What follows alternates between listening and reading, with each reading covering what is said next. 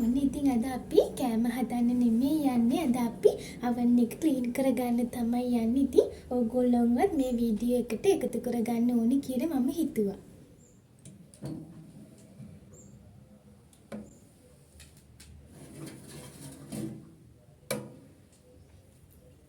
ඔයගොල්ලන්ට පේනවා ඇති oven එකේ තනින් තන මලකට බැඳීගෙන වගේ එනවා. ඔයගොල්ලෝ oven එක පාවිච්චි කරනකොට කෑම එහෙම oven එකේ රැඳෙන්න තියන්න එපා. මුලින්ම අපි oven එකේ තියෙන දූවිලි ටික ඉවත් කරගන්නවා. මේ වගේ බ්‍රෂ් එකක් පාවිච්චි කරලා. ටිකක් ලොකු oven එකක වල නම් මේකේ පල්ලෙහ කෑල්ල එළියට ගන්න පුළුවන්. මේකේ නම් එහෙම එළියට ගන්න බෑ. ඔයගොල්ලෝ කෑම හදනකොට oven එකේ ඉඩමස් ගැන සැලකිලිමත් වෙන්න ඕනේ. ඉඩමස් එකේ සෝස් වගේ දේවල් තැවෙන්න දෙන්න එපා.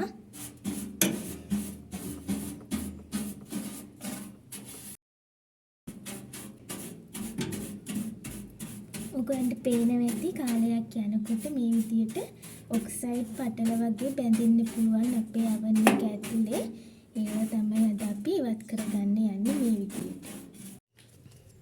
හරි දැන් අපි මේ බැඳිලා තියෙන මලකඩ අයින් කරගන්න යන්නේ. උගන්න පුළුවන් මේ වගේ වැඩි කඩදාසියක් පාවිච්චි කරන්න. ගොඩක් රළු එකක් ගන්න එපා.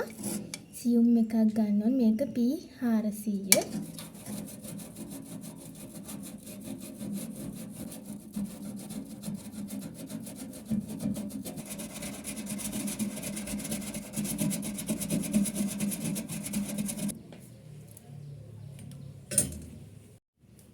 හරි දැන් ඕගොල්ලෝ මේ විදියට තිනර් ටිකක් ඒකෙන් ටර්පන්ටයින් ටිකක් අරගෙන අපි මැදපු තැන හොඳට පිහිටා ගන්න ඕනේ.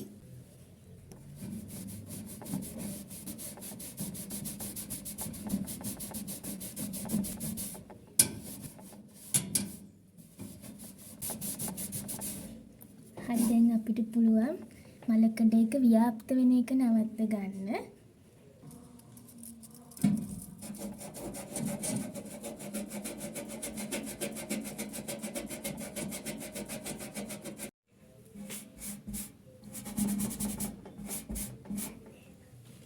ඔයගොල්ලන්ට පේනවා ඇති මෙතන අපේ ට්‍රේ එක දාන තැන මැදිලම තමයි මෙතන මලකඩ කාලා තියෙන්නේ.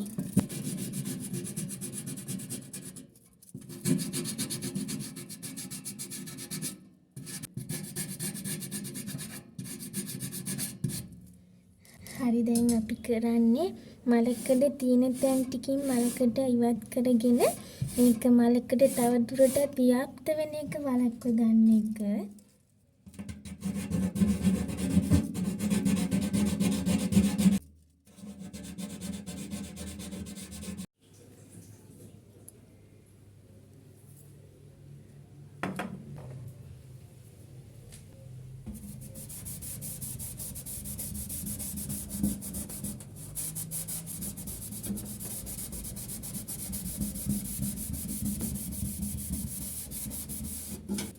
මේ විදිහට ඔයගොල්ලෝ මුළු oven එකම තින්ර දාලා හොඳට පිහිට ගන්න ඕනේ.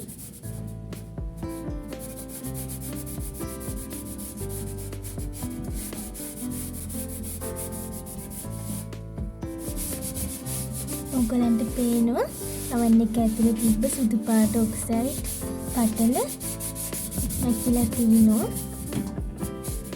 මේ විදිහට හොඳට අපි oven එක පිහිටා ගන්න.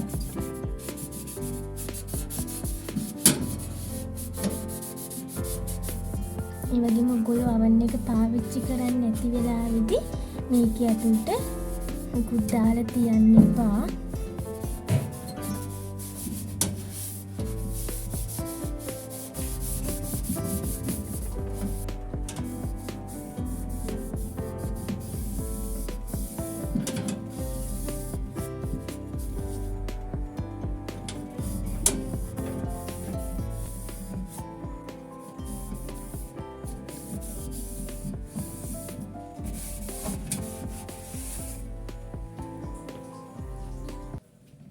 ඒ වගේම ඔයගොල්ලෝ කෑම ජාති වගේ රෝස්ට් කරනකොට අනිවාර්යෙන්ම යටට ට්‍රේ එකේ ආරක්ෂාවට ඊයම් කොලයක් දාගන්න. ඒ වගේම නිතරම කෑම වර්ග මස්සීමේ රෝස් කරන්න යන්න එපා. එමුණොත් අවන් එක ඉක්මනට දුර්වන්න වෙන්න බලන්න. දැන් අවන් එකේ ඇතුළ පිරිසිදු කරගත්ත. ඉතින් ඔක්කොම මලකට යවා ගන්න බෑ. ඒත් යම්තාක් දුරකට අපිට තව කාලයක් පාවිච්චි කරගන්න පුළුවන් තත්ත්වයකට පත් කරගන්න පුළුවන්.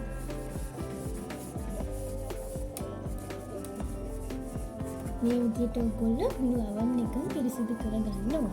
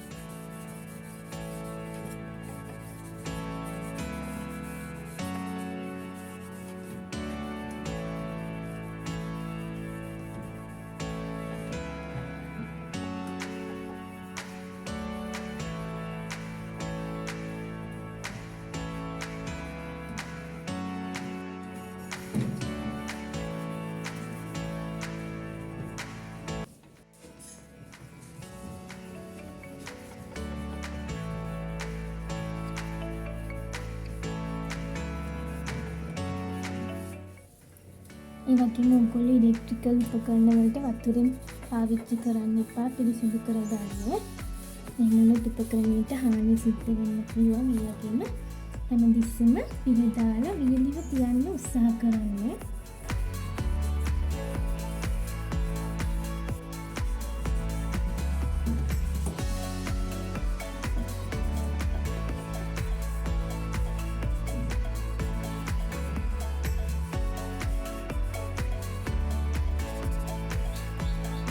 අපිට පුළුවන් මේ රෝදේ කරකවලා අපි ඉලෙමන්ට්ස් වැඩ කරන විදිහ වෙනස් කරන්න. ගන් පේන ඇති මේ තෙන්ට අපි දාගත්තොත් උඩ ඉලෙමන්ට්ස් එක විතරයි වැඩ කරන්නේ. ඒ වගේම මෙතනදී පහළ ඉලෙමන්ට්ස් ටික විතරක් වැඩ කරන විදිහට. එතකොට හරි මැද්දට දැම්මම ගන්න පුළුවන් ඉලෙමන්ට්ස් දෙකම වැඩ කරන විදිහට මේක හදා ගන්න. අවන් එක කැම හදනකොට මේ ටයිම් තියෙන උපකරණේ මේ උෂ්ණත්වය තියාගන්න පුළුවන් උපකරණයක්.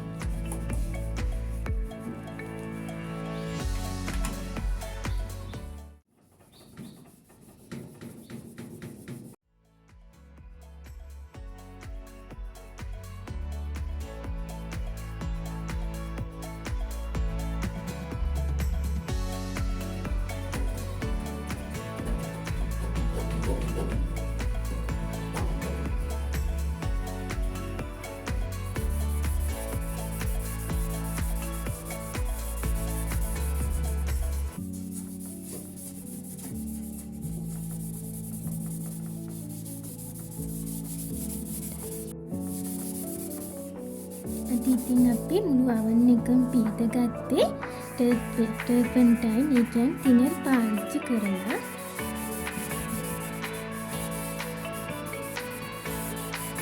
ඔයගොල්ලෝ ඉලෙක්ට්‍රිකල් උපකරණ පාවිච්චි කරනකොට අත් දෙකේ වුණත් වතුර තවර ගන්න එපා. හොඳ පිරිසිදු කරනකොටත් අපි වතුර පාවිච්චි කරන්නේ නැහැ.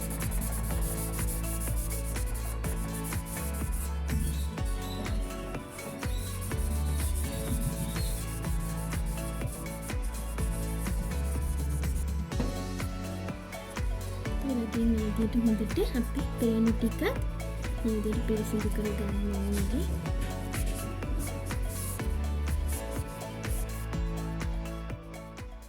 ඉතින් මේ අවන් එක අවුරුදු 2ක් විතර මම පාවිච්චි කරා. ඒ තාම හොඳ තත්ත්වයේ තියෙන ඉඳ ඔයගොල්ලොත් ඔයගොල්ලන් ගෙදර අවන් එකක් තිබ්බොත් මාසෙකට සැරයක්වත් මේ විදිහට පිහ දාගන්න. ඒ වගේම අනිවාර්යයෙන්ම කෑමක් හැදුවොත් ඇතුලේ පිහ දාගන්න ඕනේ.